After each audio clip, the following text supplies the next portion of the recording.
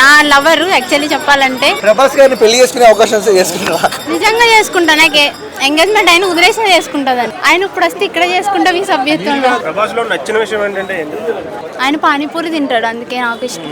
So hi అండి. Hi and me smile చాలా బాగుంది. ఎక్కడ తెచ్చుకున్నారు? Thank you.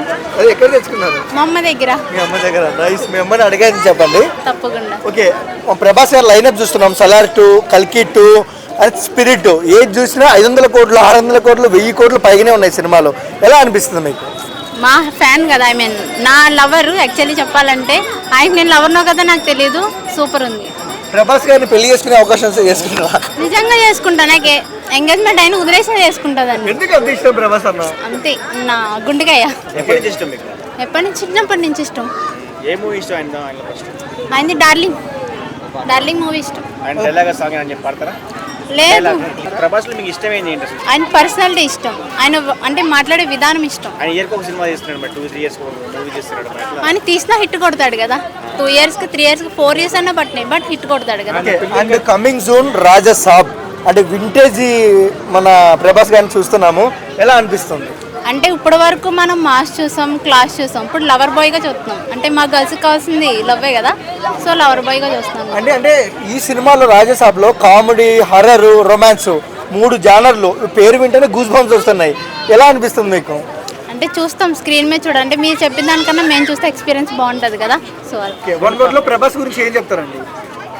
ఏం చెప్తాను అంటే ఇంక నా లవర్ అనే చెప్తాను, వేరే వాళ్ళ గురించి చెప్పలేను కదా. ఆయన ఇప్పుడు వస్తే ఇక్కడ చేసుకుంటా మీ సభ్యత్వంలో. నేను ఎప్పుడో ఒకే చెప్తా అప్పుడే చేసుకుంటాడు. నేనే ఫిక్స్ అయ్యా. ప్రభాస్ తో మాట్లాడే అవకాశం వస్తే ఏం మాట్లాడితే నన్ను పెళ్లి చేసుకుంటా అని అడుగుతా. అదే చెప్పండి. నేను ప్రపోజ్ చేస్తాను, పెళ్లి చేసుకుంటాడు. ఎందుకంటే ఆయన అంత హైట్ కదా, నేను షార్ట్ కదా, సో చేసుకుంటాడు. ప్రభాస్ గారికి ఏం చెప్తాను? ఐ లవ్ యూ అని చెప్తాను. కవిత్వమా? ఏం లేదు. ఏమవుతారు? ఆవిడ ఇంకొకరిని చేసుకుంటారు. అందరూ హీరోయిన్లు చేసుకుంటే మా అలాంటి వాళ్ళు ఏమో చెప్పండి, ఫ్యాన్స్ ఉంటాం కదా. రాజాసాబ్ వస్తుంది కదమ్మా, ఎలాంటి ఎక్స్పెక్టేషన్స్ ఉన్నాయి? లవర్ బాయ్ అంటే స్క్రీన్ మీద ఒక లవర్ని చూస్తాం, అంటే మా లవర్ని అందరూ ఊహించుకుంటాం అంతే. దెయ్యంలోనే అందాన్ని చూసుకుంటాం, అలాగే ఉంది.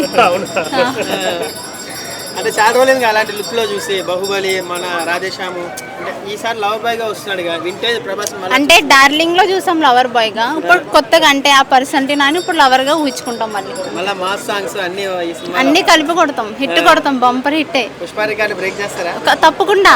అందరు ట్రోల్ చేస్తారు ఇప్పుడు బాహుబలిని బ్రేక్ చేసామని, అది కొంతవరకే బ్రేక్ చేశారు. సో అలా కదా ఇప్పుడు ఇంకా హిట్ కొడతాం. ప్రభాస్ లో నచ్చిన విషయం ఏంటంటే ఆయన పానీపూరి తింటాడు, అందుకే నాకు ఇష్టం.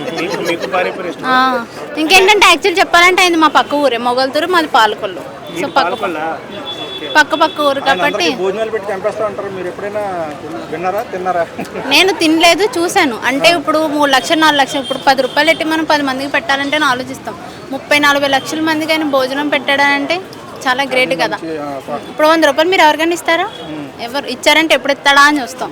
కానీ ఆయన అంత డబ్బు ఖర్చు పెట్టి అంత మందికి పెట్టారంటే గ్రేటే కదా. చూస్తే మీకు ఎలా అనిపిస్తుంది అమ్మా? అంటే 4 ఇట్లు పడిన వెంటనే అందరూ పెద్ద పెద్ద హీరోలు అనుకుంటారు, బాహుబలి కట్అవుట్ పెట్టుకొని కూడా ఆయన ఏం మాట్లాడాడు, ఇప్పుడు సైలెంట్ గా ఉంటారు కదా. ఉంటారు, ఆయన సామాన్యుడు కాబట్టి. ఆయన ఇప్పుడు ఏదో చిన్న స్థాయి నుంచి పెద్ద స్థాయికి వెళ్ళాడు, కానీ ఒకవేళ ఆయన హీరోగా స్టేజ్ మీద చూడకపోతే మనలాంటి సామాన్యుడే కదా. సో అందుకని ఆయనకు కూడా తెలుసు కదా, నేను ఇంతవరకు రాకపోతే ఇది అని.